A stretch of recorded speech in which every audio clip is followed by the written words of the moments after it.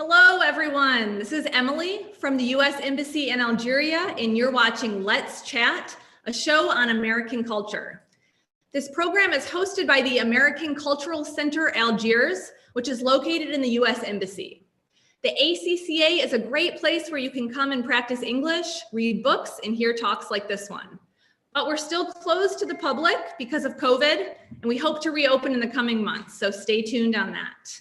But we also have American Cultural Centers located in Oran, Constantine, Wergela, and Bashar. And those are open to the public, and you're welcome to visit those spaces if you live nearby. So today's topic is one that I really love, America's national parks. Did you know that the United States has more than 21 million hectares of protected national parks? Maybe you've heard of places like Yellowstone, Yosemite, or the Grand Canyon. These are just 3 of the 63 national parks, all of which are huge, pristine, protected spaces in the United States. I will never forget the wonder of watching snow fall in the epic Grand Canyon when I was a child, or doing an entire hike through a river. So we were walking in the river the whole time in Zion National Park in Utah. These parks truly put the wonder in wonderful, and so I'm super excited to talk about them now, when the National Park Service, which is the government agency that oversees these parks, just celebrated its 105th birthday. So I have 2 special guests for today's program. I'd like to first welcome Andy Carl, who's a park ranger in California.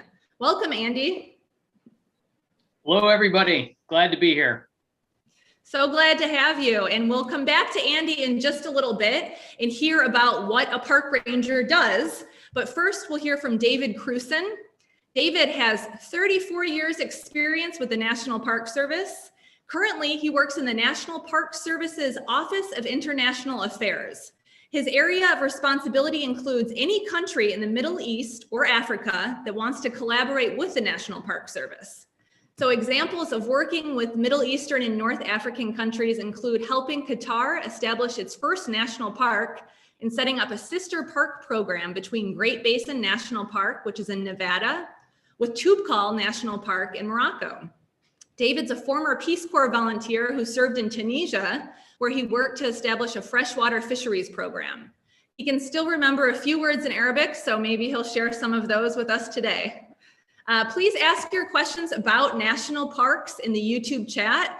Very curious if any viewers today have been to a national park in the United States or what you know about national parks. So put those questions in the YouTube chat and we will ask our speakers. So David, I'm going to turn it over to you for a presentation.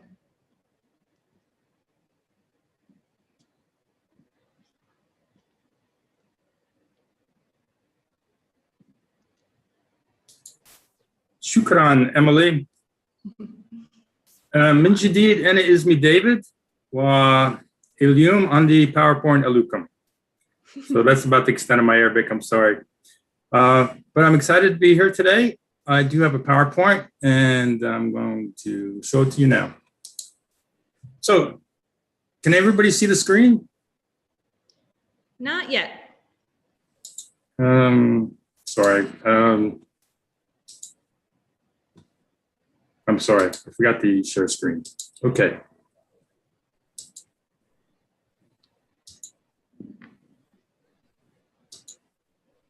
How about now? Looks good. Okay, great. I'm going to talk about America's best idea.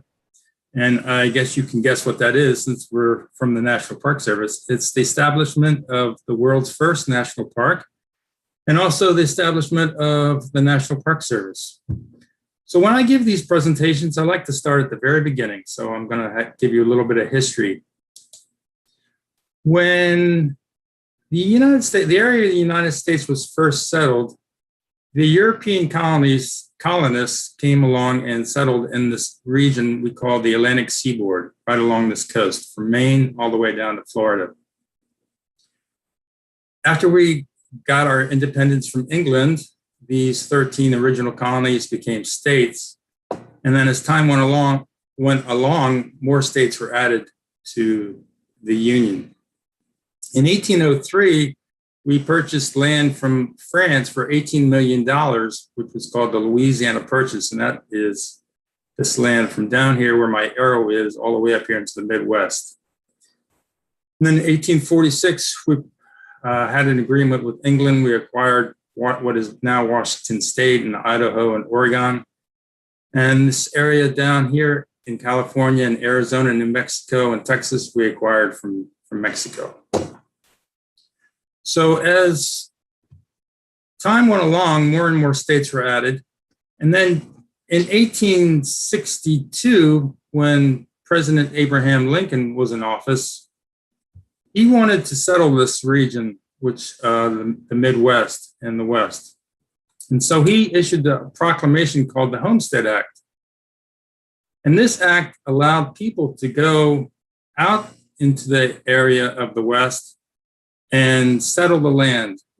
They could acquire 64 hectares as long as they lived on the land for 5 years, made improvements to the land, and built a house that was 12 by 18.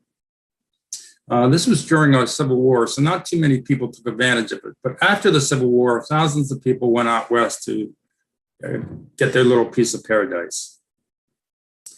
Well, during this time of the Homestead Act, when people were flooding out west to get land, the U.S. government financed several expeditions to go out and map and chart what was out in the western regions. And this is one such expedition called the Hayden Expedition. It was led by a University of Pennsylvania professor named Frederick Hayden in 1871.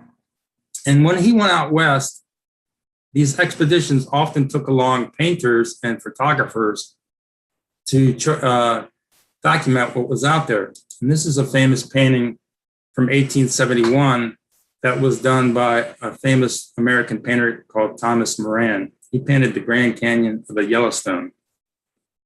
When these paintings and photographs were shown back on the East Coast to people in the cities, they began to realize that America was much more than just prairie land or deserts, and that America had really unique, special natural wonders.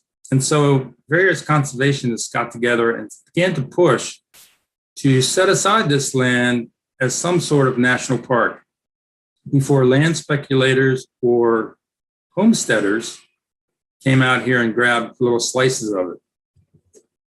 So luckily, in 1872, Yellowstone National Park was created. And this was a unique idea in setting aside big swaths of land for the protection of the wildlife, the thermal features, the trees, the plants, everything that was contained within the park was protected. After Yellowstone was created in 1872 as the world's first national park, other countries began to follow suit, notably Australia and Canada.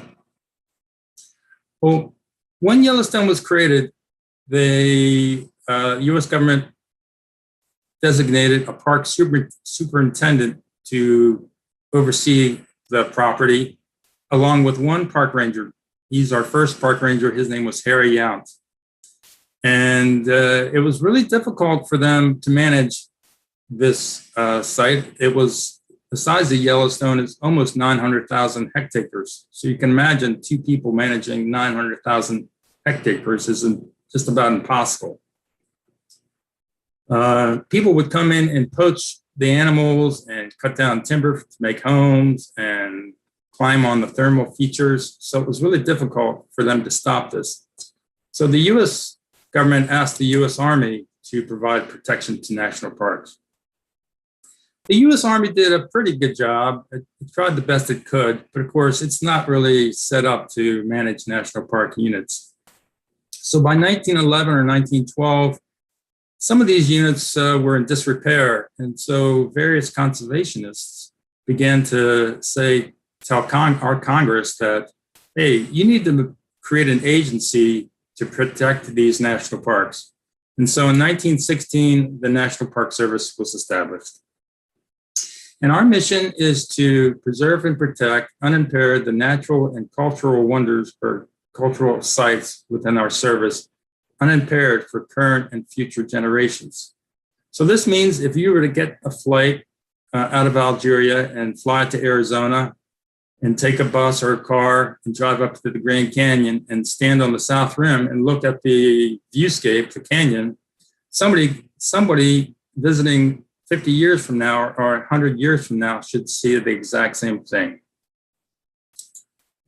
So I also put in another part of our mission is to cooperate with partners throughout this country and throughout the world. And that's one of the reasons why my office, the office I work in, was established, the Office of International Affairs, so we collaborate with partners in various countries. Now, at the present time, we have 423 units within the National Park Service.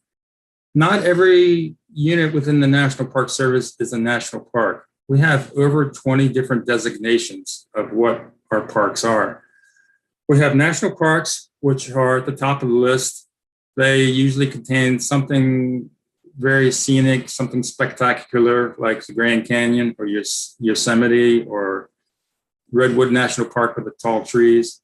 But we also have national recreation areas that have been set up for fishing and camping and swimming and boating and things like that. We have national historic sites. We have national cemeteries, national trails, all kinds of things.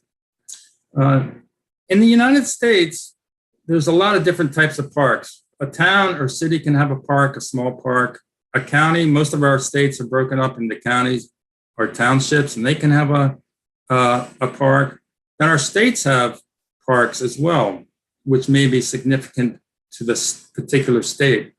But a national park is a unit that is nationally significant to everybody in the United States.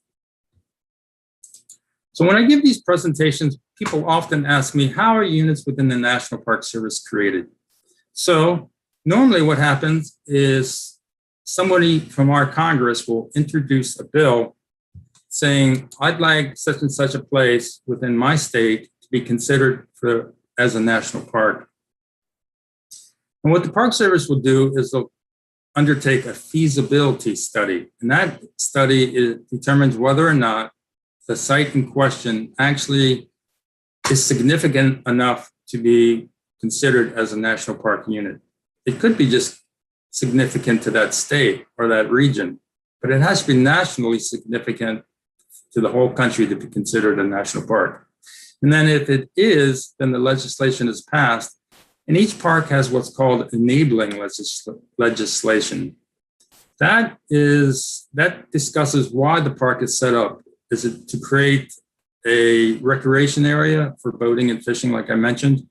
Or is it to preserve a historic building that is significant to our American history? Or is it to set aside a natural wonder? Now, some quick facts about the Park Service. As Emily mentioned, we manage 84 million acres. We contribute over 35 billion to local economies. That means if you go visit a park, some of our parks, our larger parks, have hotels and restaurants and supermarkets, but oftentimes you'll have to stay outside of the park. So you'll have to stay in a hotel, get some gas, or eat in a restaurant. So 35 billion is an awful lot of contribution to local communities. Our budget is 3.5 billion, and that's what our proposed budget will be for next year. And we have about 20,000 permanent employees and 275,000 volunteers. We couldn't run these parks without our volunteers.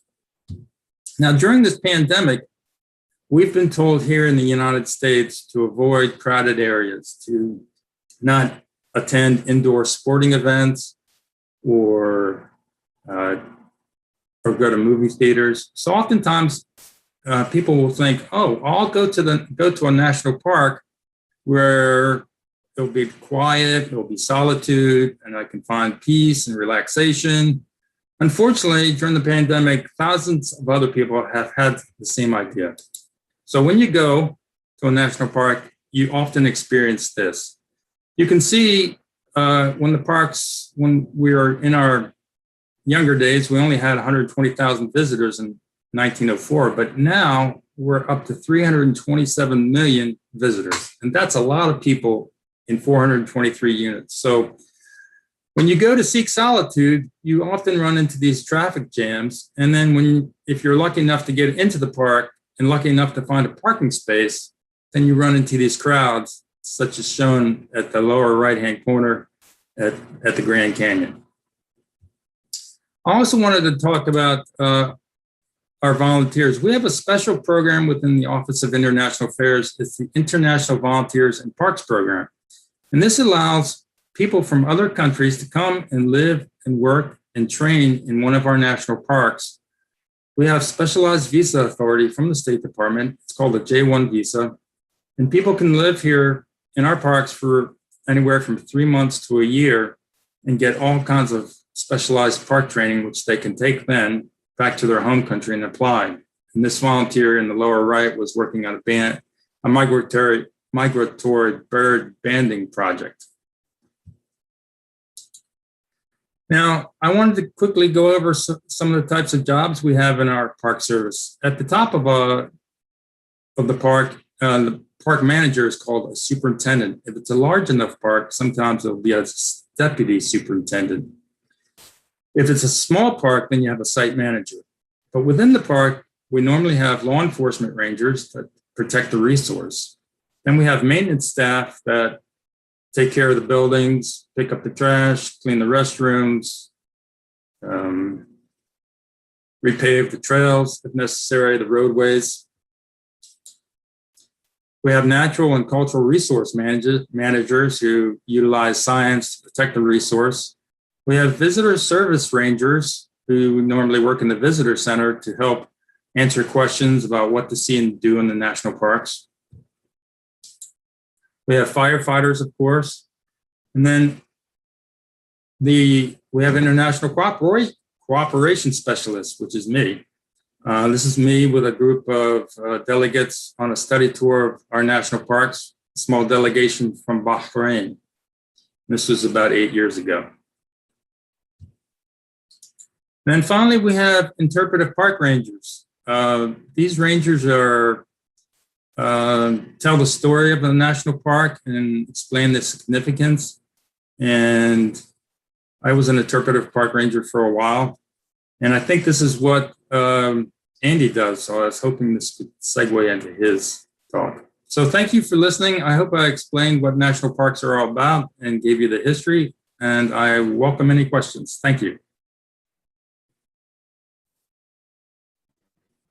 Thank you so much for that, David. We do have some questions coming in, but I think I'm going to save them until after we hear from Andy. But David, I would like to ask you, you started your presentation by calling the national parks America's best idea. Why are they America's best idea? Well,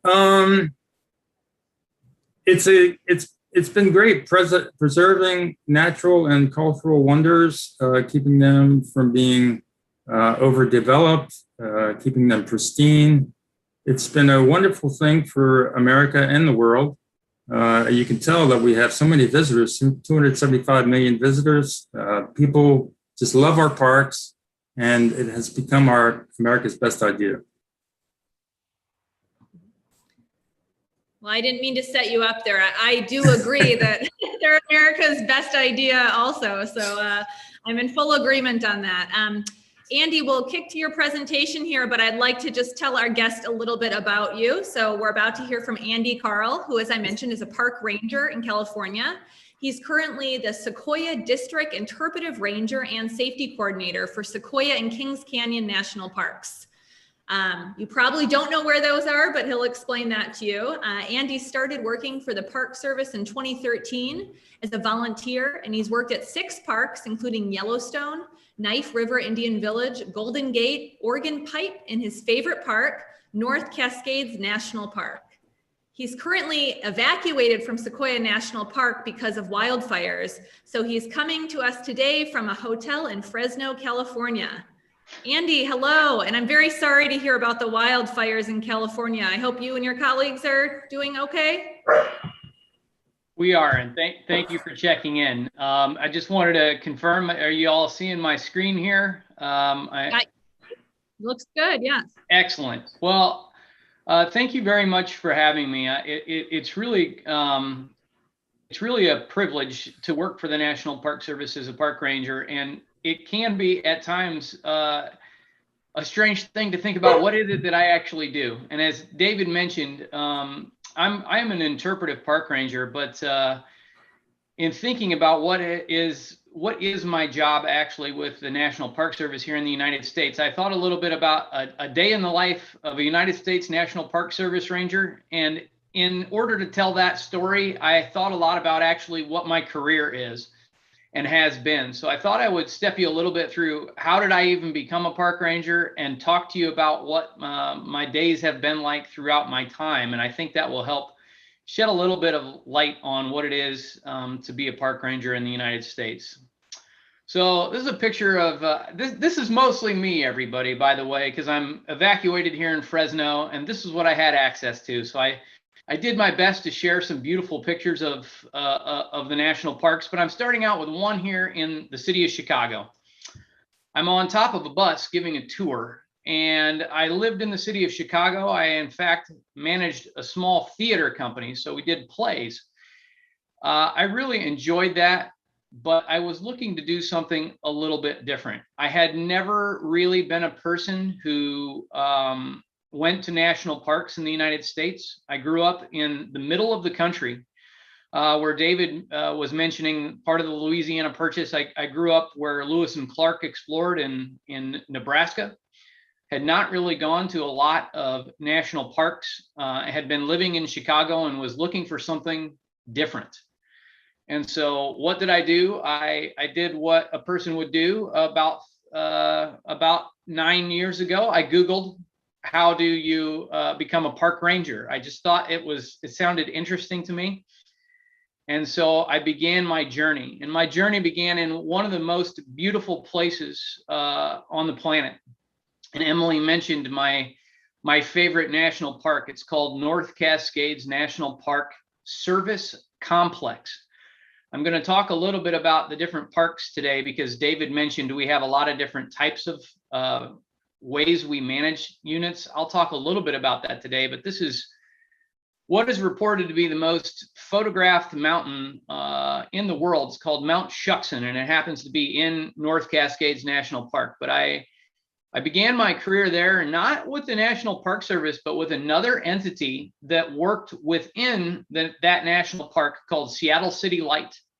Within that Park Service unit, there are 3 hydroelectric dams, a hydroelectric project that well predates the park itself. And the city of Seattle's municipal power company has been operating there since the turn of the 20th century. And they give tours there. And the Park Service now helps manage that land.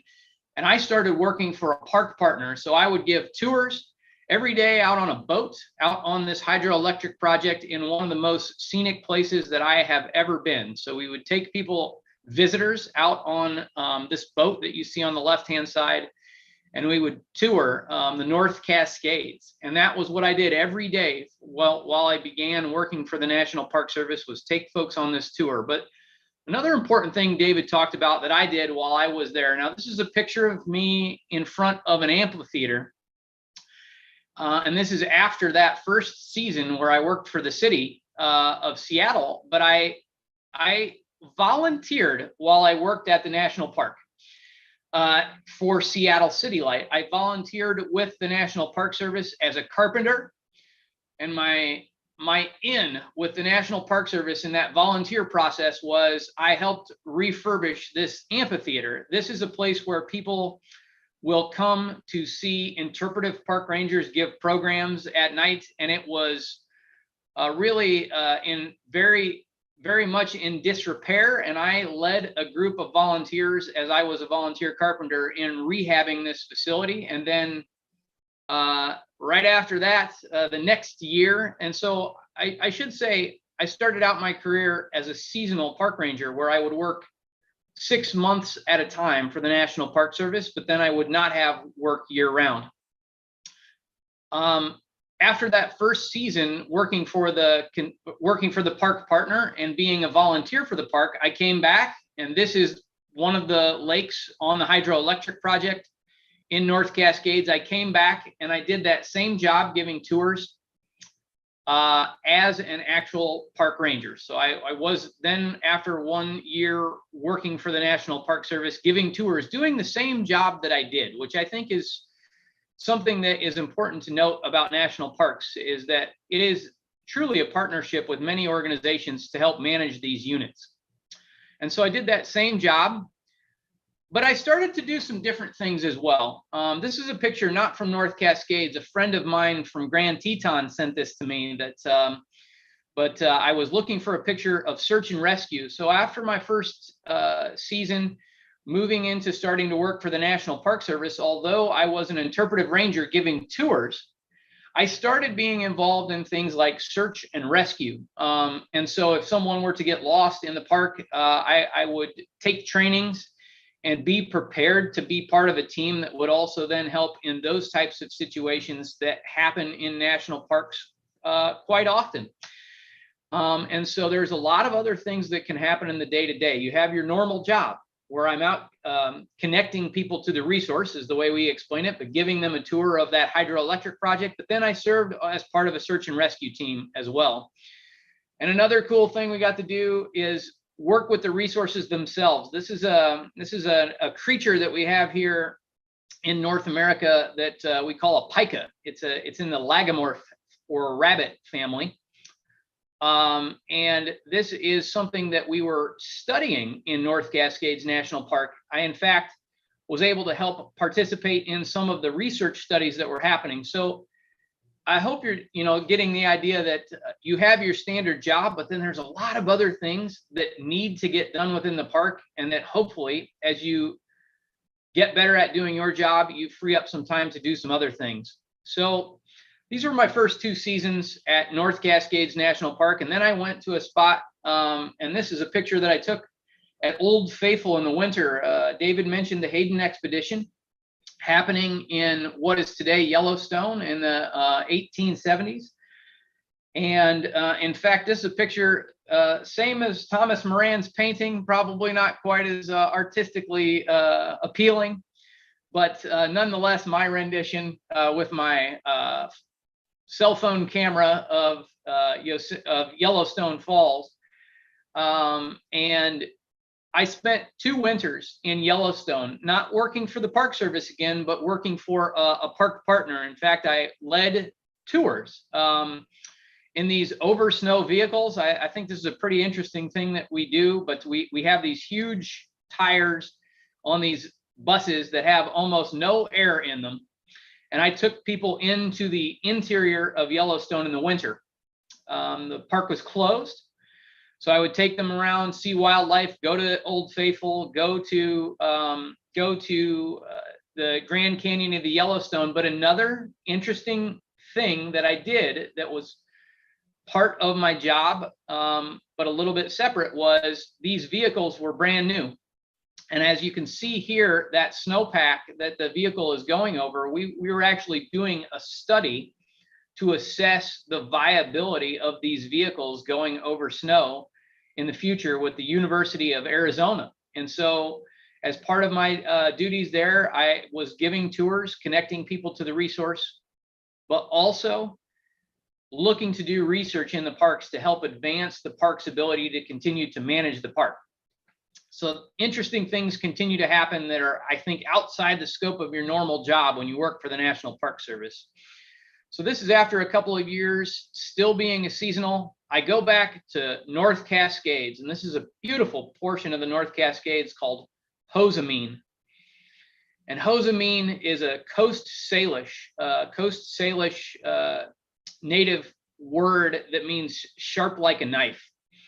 It's right on the US-Canadian border, and I worked here in a remote duty station for a summer, doing really cool things, giving programs. This is me and a British Columbian park ranger at a campground with a goat head. We were talking about goats to visitors there in the campground. But spent a lot of time on a lake there that summer talking to the public. This is myself and that British Columbian ranger. We went out and talked to a lot of school groups. So in this circumstance, not just the public, but some specific groups of people who are coming to learn about the national parks, and in this case, students spending time in the backcountry through an organization that's affiliated with the Park Service, but not the Park Service itself.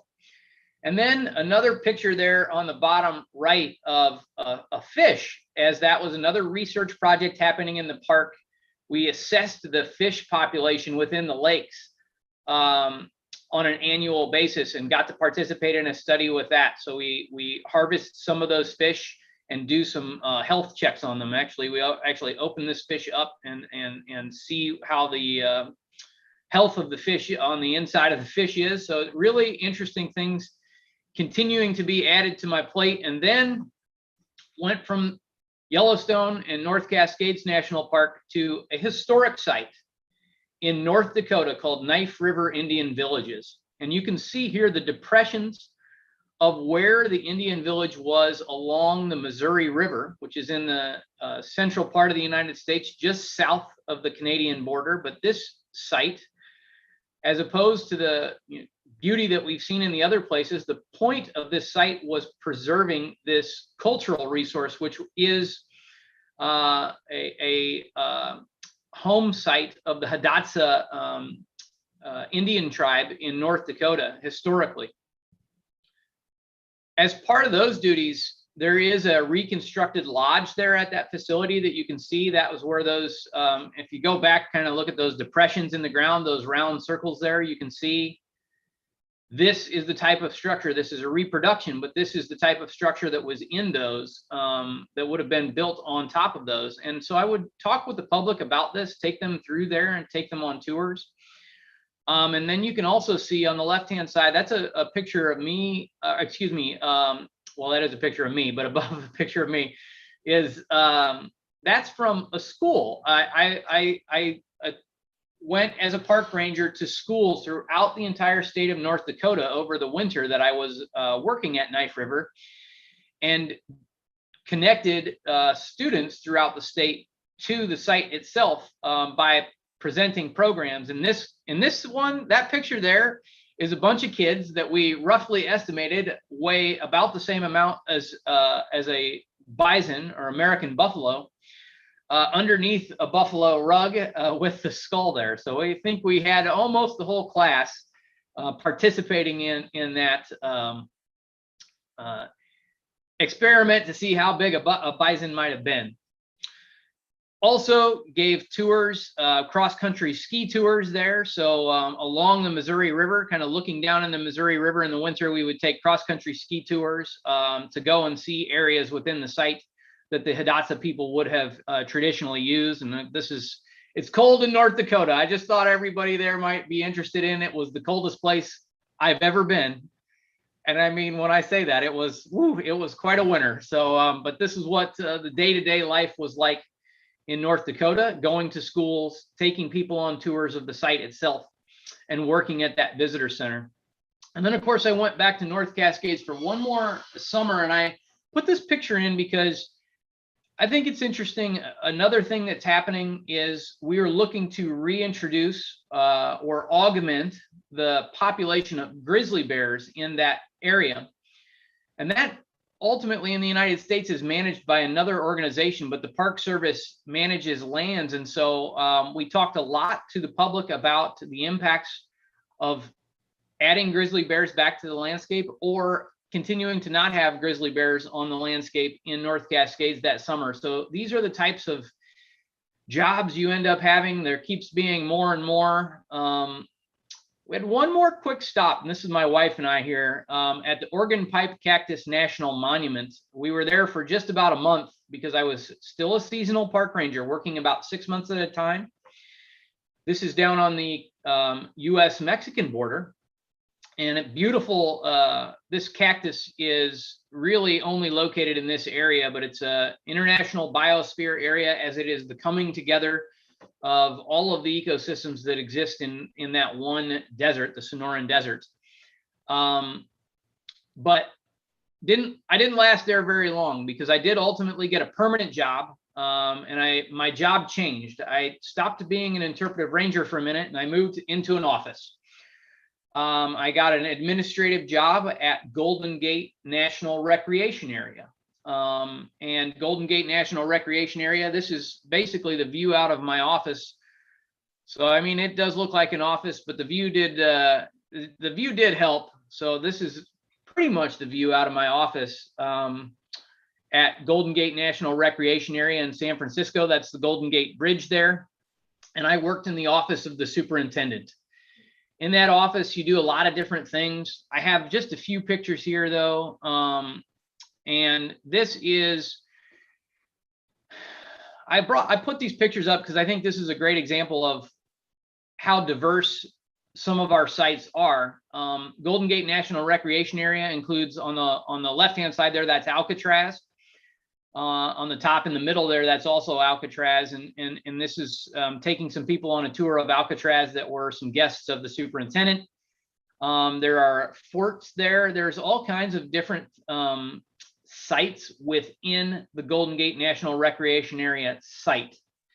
And so I did serve the superintendent, the leader of that park, but in doing that, I would take people around the park. I would do administrative work. My job changed a little bit, but I wasn't there for too long either. I was there for about a year and then moved back into interpretive rangering at Sequoia and Kings Canyon National Parks. Emily, I'm just going to do a quick time check. I think I'm just getting to the end of my time here, but I'm just about done. But this is home to the General Sherman tree, which is the largest tree by volume on the planet. And sequoias.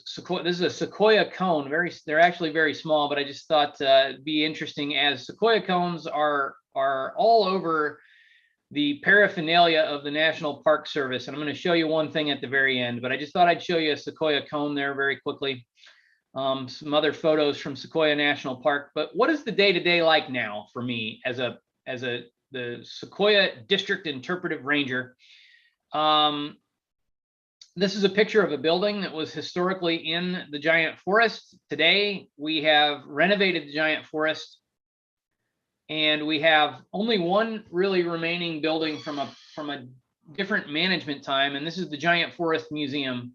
This is a visitor contact station. That's one of 4 visitor contact stations that I am entrusted with managing within Sequoia National Park. So I manage 4 different visitor centers where people can come in and get information about their visit to the park. I also also, as part of my job, manage the Sequoia shuttle system. We have about 1 million riders a year through our shuttle system that we provide through a park partner in Sequoia National Park. So I'm part of my duties are managing this program as well.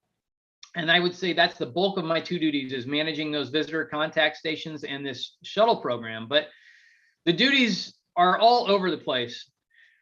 I showed the pictures of the buildings in the giant forest. We've made a lot of mistakes in America's Best Idea. I think, David, that's a fair assessment, is we've done things differently over the years. We used to feed bears in Sequoia National Park in order to allow visitors an opportunity to experience seeing what a bear is like up close. We don't do that anymore. And in fact, we have problems with trash.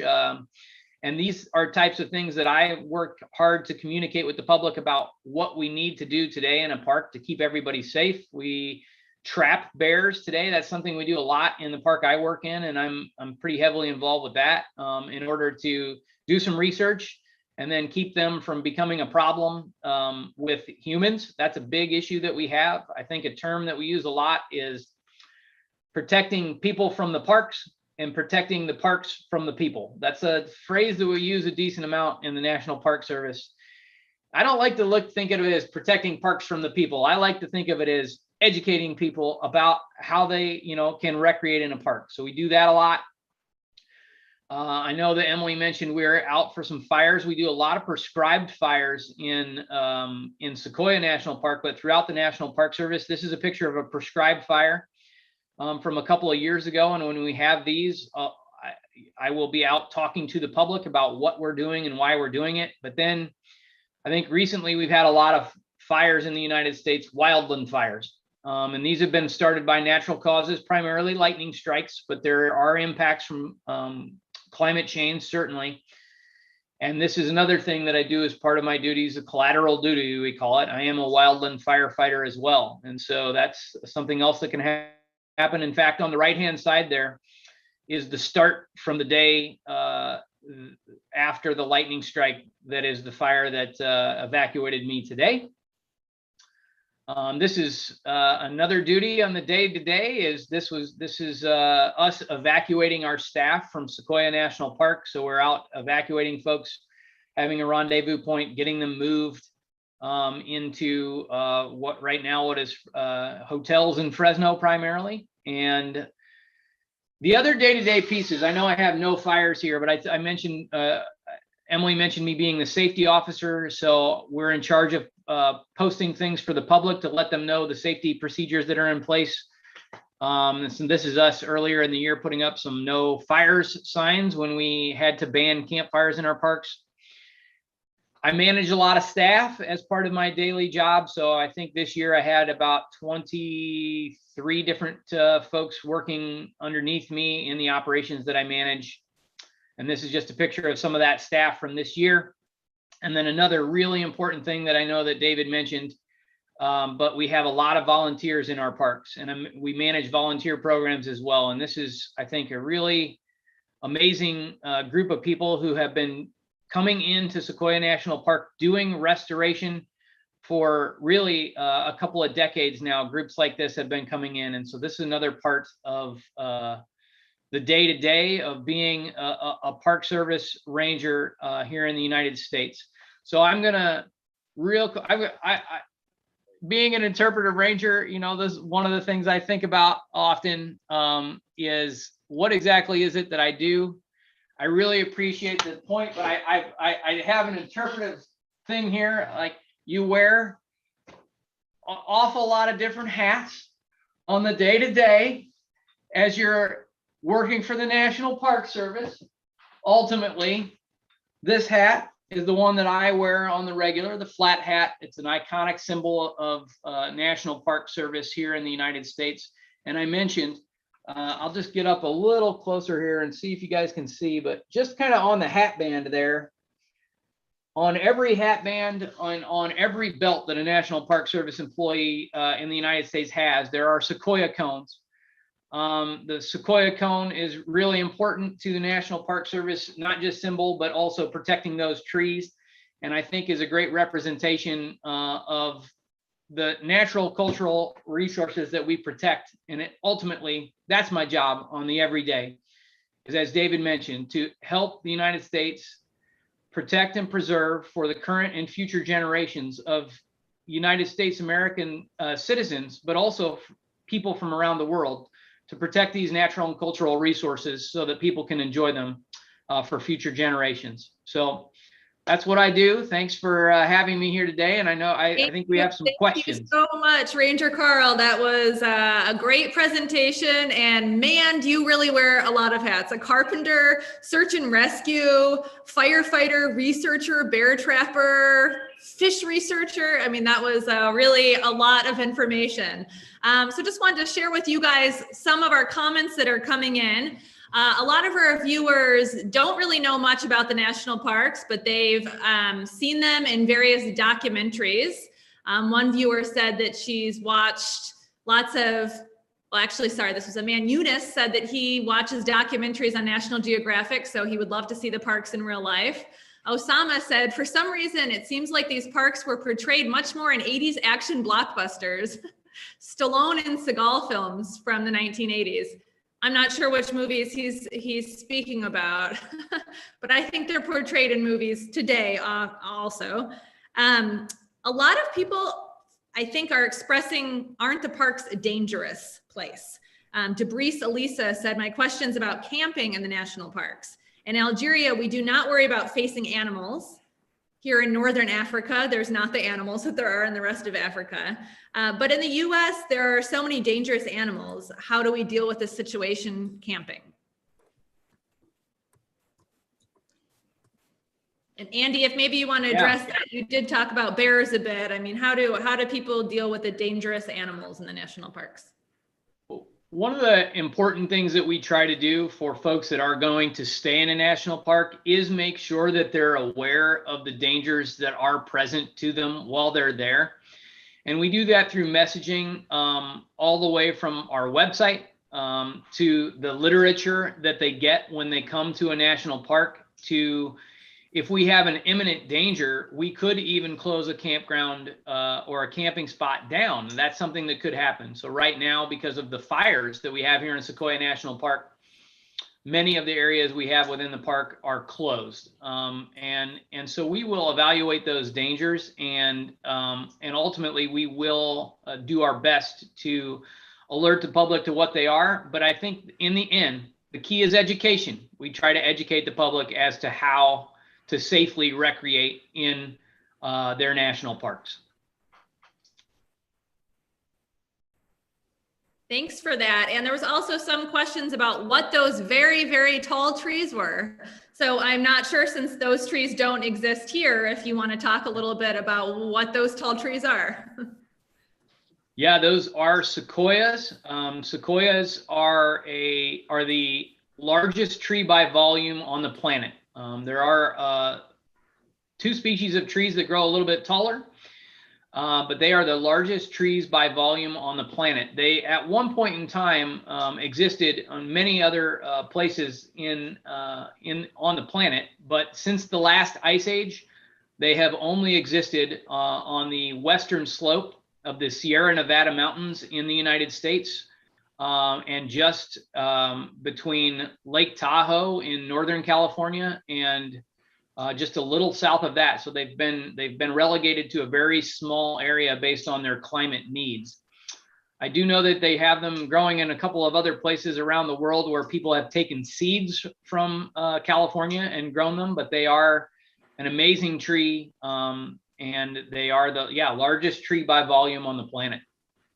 Interesting. A question for David from Nadia Bukris. What national park is the most visited in the States? That's a good question. Actually, it's Great Smoky Mountains in Tennessee. I think they receive around 13 million. Is that correct, Andy? I only know the exact number because our superintendent just came from there, and I think that 16 million was what they had in 2019. So a lot of people. And another question about which state, so if an Algerian, say, wants to travel to the US and see most of the national parks, or see the greatest number of national parks on their trip, where should they go? Which area has the most national parks?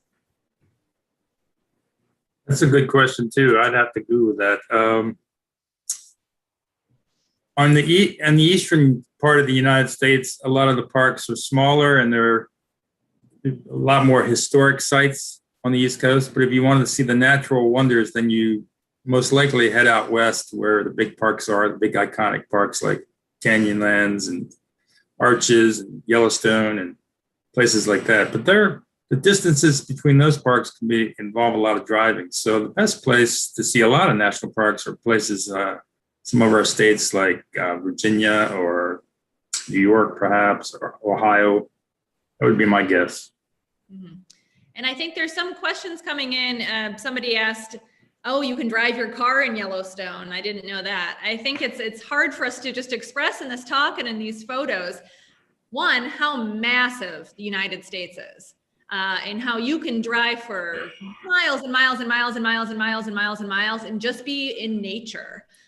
You're on a highway in the car, but you might not see other people. And the same is true for some of these parks. You can drive through Yellowstone. You do drive through Yellowstone. It's enormous. It spans several states in the American West. So you're in your car driving. That's when you're seeing these bison. That's when you're seeing animals. Most of it's driving. So they're huge, enormous. So we should probably wrap up. We're running out of time here, but I would love it if both of you could maybe offer some final thoughts for our Algerian audience, perhaps on the importance of being outdoors. There's lots of beautiful, beautiful nature in Algeria. Algeria is a vast, vast country that's mostly Sahara Desert, but also has gorgeous mountains, Mediterranean coastline. So there's lots of opportunities to get outdoors here. So maybe if both of you, any kind of final thoughts on the national parks or about the importance of getting into the outdoors.